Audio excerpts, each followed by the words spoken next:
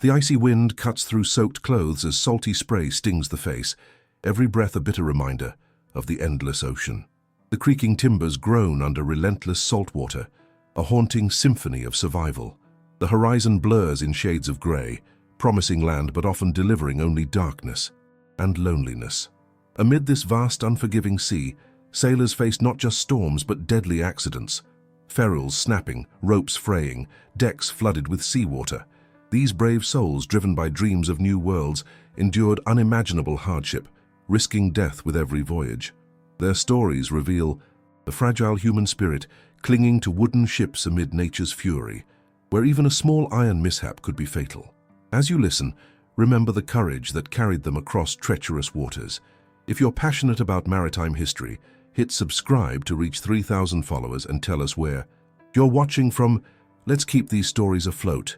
You can imagine how it felt when the icy wind cut straight through your soaked clothes, the salty spray stinging your face, and every breath was a bitter reminder of the endless ocean around you. The creaking of the ship's timbers, soaked and swollen from the relentless saltwater, became a constant symphony of survival. The horizon was a blur of grey, and the horizon's promise of land was often just a cruel illusion, fading into another restless night at sea. Today, we're diving into the gritty, human story of those maritime journeys, those long, treacherous voyages during the age of exploration, when ships like caravels, galleons, and Norse carried hopes, fears, and deadly dangers across uncharted waters. Let's start with the ships themselves. These vessels were marvels of colonial engineering, built from massive oak and pine, materials we might think of as sturdy but which had their limits. Craftsmen relied on basic tools, axes, adzes, and hand-forged nails, and techniques handed down through generations. The hulls were layered with planks, sealed with pitch and tar, trying to keep water out during storms and relentless waves. But seawater was a relentless enemy. It seeped through cracks, rotted wood, and threatened to sink ships. Maintenance was constant, and even a small leak could be deadly when you were months from land. Now, picture life aboard one of these ships. The hierarchy was strict. The captain, often a hardened veteran, stood at the top, making grim decisions amid chaos. Below him, the master and officers managed the navigation and discipline. The crew, mostly sailors and laborers, endured unimaginable hardships. They slept in hammocks crammed into tight quarters, sometimes just a few inches apart, surrounded by damp, moldy wood and stale air. The smell of salt, sweat, and rotting food was a constant assault. Food was basic: dried beans, salted meat, hardtack that could shatter teeth, and fresh provisions were a rare, precious gift. Survivor stories are filled with pain. Diseases like scurvy caused by vitamin deficiency ravaged crews. Fresh water was scarce, and the water that was available turned brackish and foul. The cold could be brutal. Imagine standing soaked in freezing spray, shivering for days on end. For many sailors, death was a constant companion. Nautical instruments like the astrolabe, compass, and later the sextant were rudimentary but vital. These tools guided ships through fog, storms, and night, but human error and bad weather still led to wrecks and tragedies. Speaking of wrecks, the ocean was a graveyard for thousands of ships. Some simply sank in storms. Others ran aground on unseen reefs. The loss of a ship meant loss of life, sometimes entire crews, plus cargo and treasure. The human toll was staggering. It's estimated that during the height of the colonial era, about 20% of ships never made it home. Many sailors faced not only death but psychological torment. Long voyages meant endless monotony, fear of the unknown, and the loneliness of being cut off from everything familiar. One particularly harrowing aspect was the technical challenge of navigation. Without GPS, sailors relied on the stars, the sun, and simple tools. When clouds blocked the sky or they lost sight of land, it was like sailing blind. Sailors memorized the patterns of the night sky, but mistakes could be fatal, leading to shipwrecks on rocky coasts or drifting into storms. In those days, a miscalculation or a sudden gale could turn a voyage into a nightmare. And yet these crews pushed on, driven by the promise of new lands, riches, or a better life. The psychological burden was immense. Imagine sleeping on a rocking wooden deck with the howling wind and the shouts of crew members fighting or praying. Many sailors suffered from despair, especially during long periods of calm when ships were becalmed and food spoiled amidst the heat. Others faced the horror of disease outbreaks, which spread faster than the crew could recover. The worst part? The knowledge that a sudden accident, a stray ferro, iron object, like a loose nail, an anchor, or a piece of metal broken during storms, could cause a fatal injury. A simple cut from a rusty piece of iron could infect and kill, especially without proper medicine. Those ferro accidents, small cuts, splinters, or even collisions with metal fittings could be deadly. Infection was common, and with limited medical knowledge, many would bleed out or succumb to fever. The cases were countless: a sailor slicing his finger on a jagged iron bolt, a crew member falling against a rusty hull, or metal fittings that, once broken, became dangerous projectiles. All these dangers paint a picture of incredible human resilience. These sailors weren't just explorers, they were survivors. They faced freezing temperatures, starvation, disease, and mental torment with astonishing grit. The stories of their suffering remind us how fragile life was amid the vast, indifferent ocean.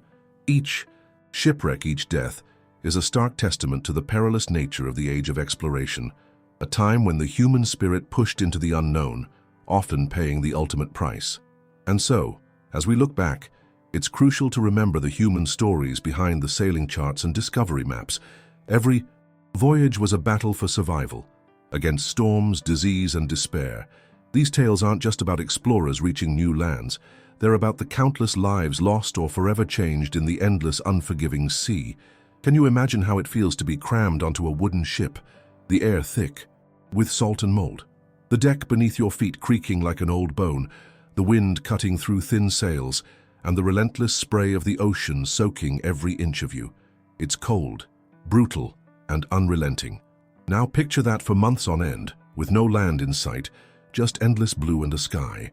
That can turn from a gentle blue to a furious storm in moments. Today we're going to dive into the gritty reality of those long voyages, especially the deadly dangers lurking inside those floating prisons. If you're into history, survival, and the human spirit fighting against nature's worst, stick around. And hey, if you like stories like this, just hit that like button. Helps me keep going. Don't forget to subscribe and turn on those notifications for more maritime tales that make your skin crawl. Now, let's set the scene.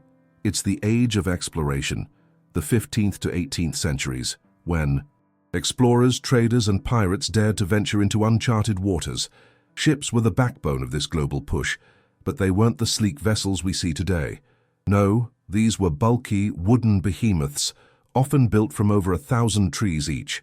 Some say up to 2,000, depending on the size. The crews, usually 80 to 150 men packed into tight quarters. Imagine that, a floating sardine can with little room to breathe, let alone move. And what was the goal? To find new lands, spices, gold, and establish colonies. Things worth risking your life for, or so they thought. But here's the brutal truth. The journey was a nightmare for many. How many? Well, mortality rates could reach up to 20% on some voyages.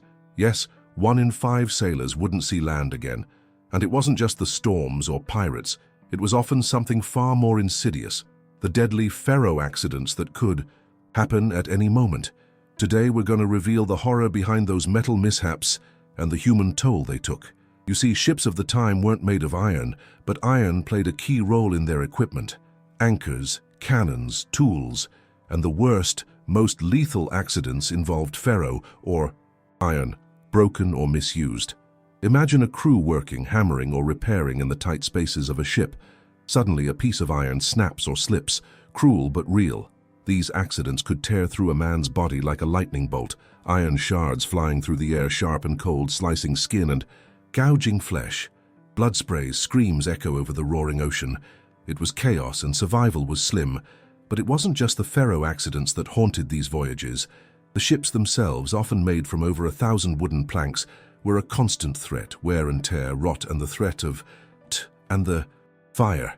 Imagine the panic when a spark ignites the ship's powder magazine, a fiery explosion that leaves only wreckage and ghost stories. But back to ferro, that metal component. It could break during a storm or a fight, sending jagged pieces flying, and those iron nails and fittings they could loosen would, over time, jamming or snapping, causing accidents that could be deadly. Now imagine the human toll. A sailor's life was brutal, gengivas bleeding, teeth falling out from scurvy, and wounds from ferro accidents often going untreated. No antibiotics, just saltwater rinses and prayer. If someone lost a finger or got a severe cut, infection was nearly guaranteed. And the cold, oh the cold, the wind slicing through your clothes, the freezing spray hitting your face at night, making your skin numb and your teeth chatter, like living with a constant ice pick in your bones. And when ferro accidents struck, it was often during maintenance or combat. The crew working with hammers, chisels, and iron tools, sometimes in a rush. A slip, a miscalculated swing, and bam, an iron shard pierces a leg or a hand. The pain, excruciating. The bleeding, unstoppable. Without proper medical aid, infection sets in fast. Imagine the screams, the despair. Many sailors saw their lives cut short not just by storms or disease, but by these preventable ferro mishaps. But it gets worse. Sometimes ships would break apart from the stress of storms or rotten wood, leaving sailors stranded on a tiny life raft or the debris of a wreck. In those moments they'd cling to wreckage, freezing and starving, their bodies battered by salt and wind. And still, ferro accidents could happen during rescue attempts. Iron tools snagging, sailors falling into the icy water, accident injuries compounded by exposure. And don't forget the psychological toll. Imagine the constant fear of injury, the dread of ferro shards flying through the air, or the terror of a fire starting in the powder room. The mental anguish of knowing that one mistake or misfortune could end your life. Many sailors, after a ferro accident, would suffer from trauma, nightmares, and anxiety, an invisible wound that lingered long after they returned to port. The human body and mind bore the scars of these voyages, just as much as the physical injuries. Now, how did they try to survive? They used what they had: improvised bandages, seawater for antiseptic, though it often caused more pain than help, and sheer grit. Sometimes the captain's crew would bandage wounds with strips of sailcloth, pressing hard to slow bleeding. They'd cauterize wounds with heated metal, another iron element, hoping to stop infection, though it was painful and risky. And when ferro accidents happened, the injured sailor was often left to bleed out or succumb to infection unless quick help was available, rare in the middle of the ocean. All these dangers, storms, ferro accidents, disease, starvation, created a brutal environment. And it's important to remember, these sailors weren't just numbers or faceless crew members. They were humans, men who fought to keep their ship afloat, their comrades alive, and their dreams of discovery alive. They accepted the risks because the promise of wealth, adventure, and empire was worth it, or so they believed. So if you want to know exactly how ferro accidents could turn a voyage into a nightmare, or how sailors faced death with little more than hope and iron tools, keep watching. The stories of survival, tragedy, and resilience are written in the scars they carried.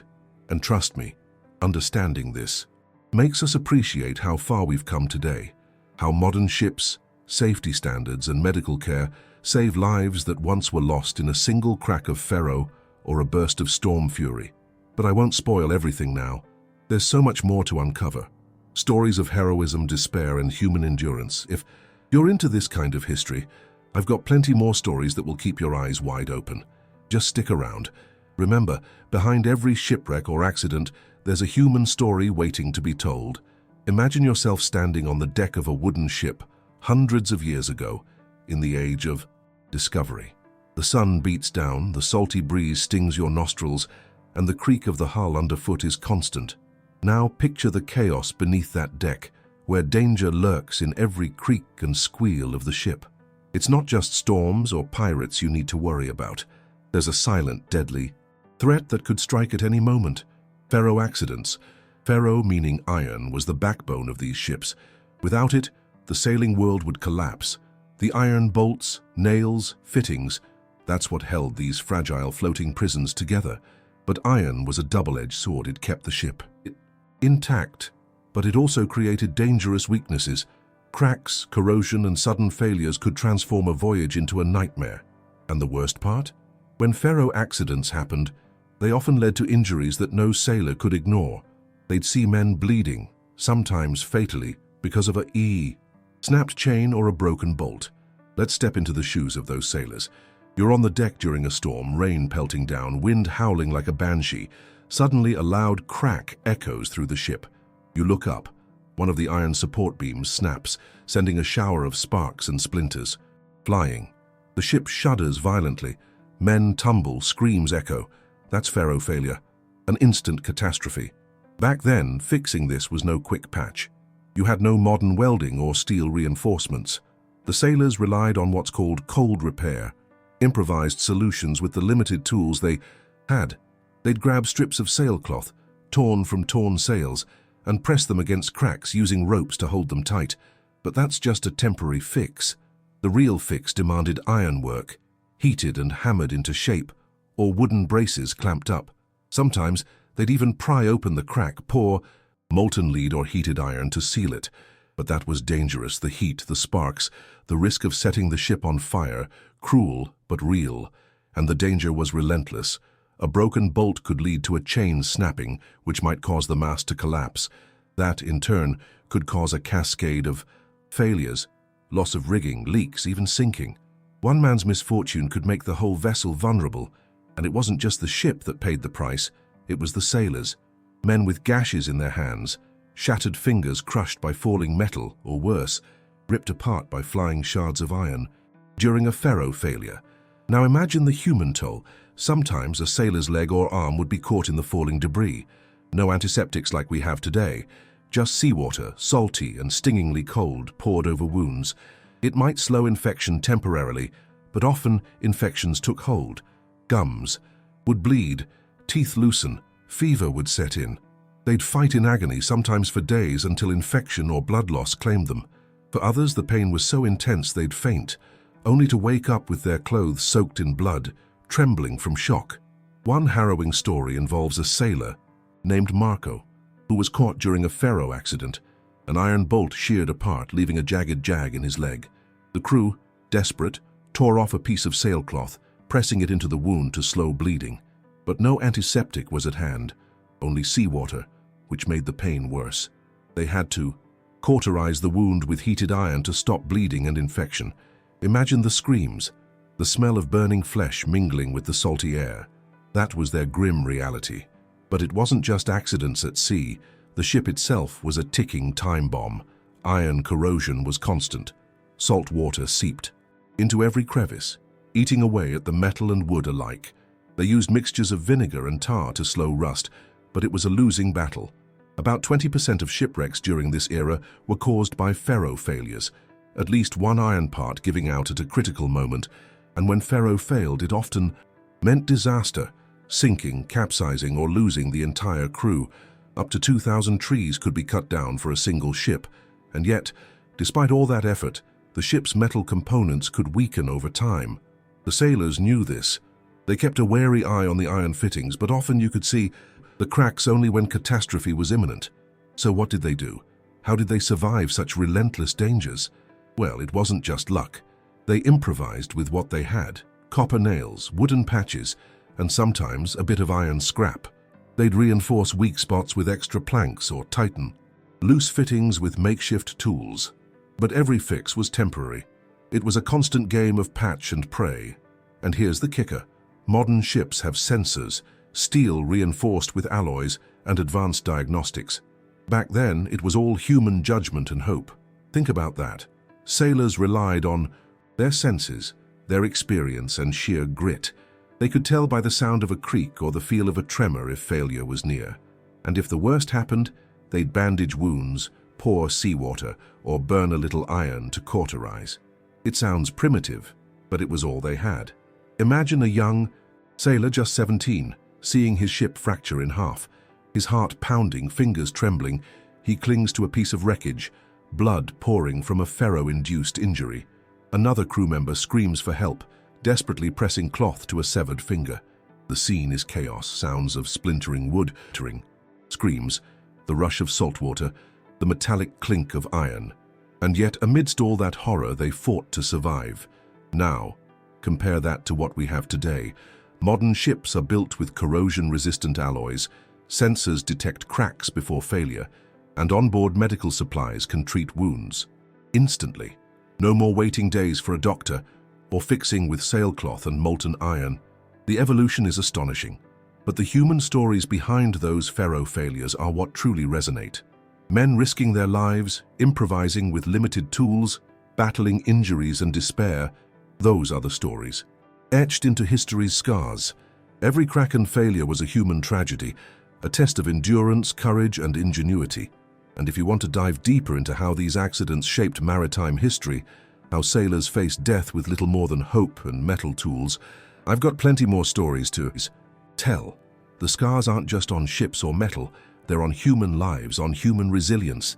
So stay tuned, because behind every shipwreck, every pharaoh accident, there's a human story waiting to be uncovered. Stories of heroism, despair, and survival that remind us how far we've come. And trust me, when you understand their struggles, you gain a new appreciation for the safety and comfort we enjoy today. Imagine yourself aboard a wooden vessel, miles away from land, surrounded by the endless, unforgiving ocean. You can feel the salty spray on your skin, hear the creak of the shifting planks beneath your feet, and smell the bitter tang of mildew mixed with seawater. Now picture what it was like when things went wrong, when a crack in the hull or a burst pipe sent panic through the crew. Back then, ships were fragile giants, and a small pharaoh crack could turn into a disaster in an instant. The human stories behind these iron failures are haunting, revealing the raw courage and resilience of sailors facing death with whatever tools they had. Let's talk about one of the most deadly threats, pharaoh cracks. These were tiny fractures in the iron hull, often invisible but deadly. A crack could grow silently, and if left unnoticed, it might rupture suddenly during a storm or high tide, flooding the ship in minutes. Imagine a crew member standing watch, eyes strained in the dim lantern light, when suddenly a shudder runs through the vessel. The ship groans loudly, wood splinters, wood. Water rushes in, chaos erupts. Men scramble, shouting orders, trying to plug the breach with whatever they have, planks, cloth, even clay. Now, picture the worst. A sailor caught beneath the collapsing hull, trapped, bleeding from cuts caused by splintered metal. His heart races as he clings to debris, blood mixing with seawater. His mind flashes through his family, his home port, and he fights to stay conscious. Others are frantically sealing leaks, pouring seawater on burns, trying to slow the flood. Sometimes they resorted to primitive methods, burning iron to cauterize wounds, improvising with molten metal from their stove. Cruel but real. They didn't have the sophisticated medical supplies we take for granted today. And it wasn't just the hulls cracking. Pharaoh failures could cause fires, explosions, or leaks that sank ships in hours. The stress was unimaginable. Men would wake up to the cold steel bite of a crack, their hands trembling as they tried to patch a gash that could be 2,000 trees thick. Imagine the fear. Every creak could be the sound of your ship tearing apart. The mental toll was immense. Some sailors survived, scarred physically and psychologically. The constant threat of drowning or injury haunted them, leaving scars that wouldn't fade. But not all pharaoh failures were immediate death sentences. Sometimes crews managed heroic feats of repair. With limited tools, hammers, chisels, molten iron, they fought to contain the damage. They used tar, pitch, and wooden wedges to stem the flood. The smell of burning iron mixed with salt and sweat filled the air. It was a desperate dance against time. Sometimes their efforts bought days, sometimes only minutes. The human willpower was astonishing. Men, often young, 17, 21, faced death without hesitation. They had no choice but to confront their fears, to patch, to seal, to pray. And then there were the psychological scars. Imagine the trauma of surviving a pharaoh rupture, knowing that one misstep could be your last. Some sailors became paranoid, afraid of every creak and groan. Others grew numb to the chaos, hardened by the endless danger. Many couldn't forget the faces of fallen comrades, their blood staining the deck, the screams echoing in their minds long after the ship limped into harbor. Let's step back for a moment and realize how different all this is from today's ships. Modern vessels are built from corrosion-resistant alloys, with sensors that detect metal fatigue long before it causes a crack.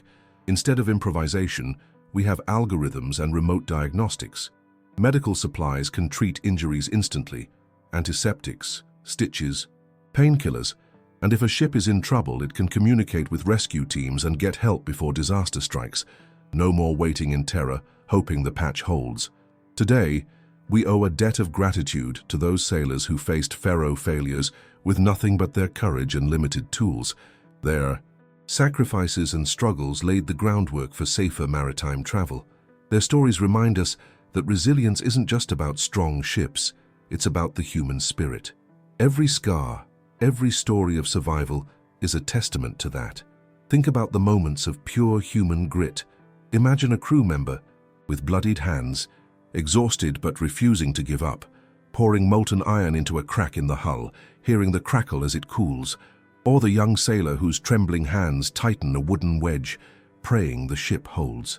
They faced the cold, cruel ocean, knowing that a single failure could mean disaster, not just for themselves but for everyone on board. You see, the real legacy of these stories isn't just the ships they built or the battles they fought. It's the resilience of the human beings who refused to surrender, who fought through pain, fear, and despair. They transformed tragedy into survival. Their courage echoes through history, a silent roar reminding us how far we've come. Today we're protected by technology, safety standards, and medical advances, but in the silent shadows of history, we find the real heroes, those anonymous sailors risking everything with trembling hands and unbreakable hearts. Their sacrifices are woven into the fabric of maritime history, a testament to human endurance. So, next time you look at a modern ship or hear about technological marvels, take a moment to think about the sailors of the past, their struggles, their sacrifices, and their unwavering courage. Because behind every safe voyage today, there's a story of human resilience that refused to sink. If you found these stories inspiring, don't forget to like, subscribe, and hit that notification bell. Next time, we'll dive into even more incredible tales from the age of sail, where the human spirit faced the vast, relentless ocean and won. Remember, the courage of those sailors isn't just part of history, it's part of us. Their sacrifices remind us that even in the darkest moments, human resilience can shine brighter than the stars guiding their ships home.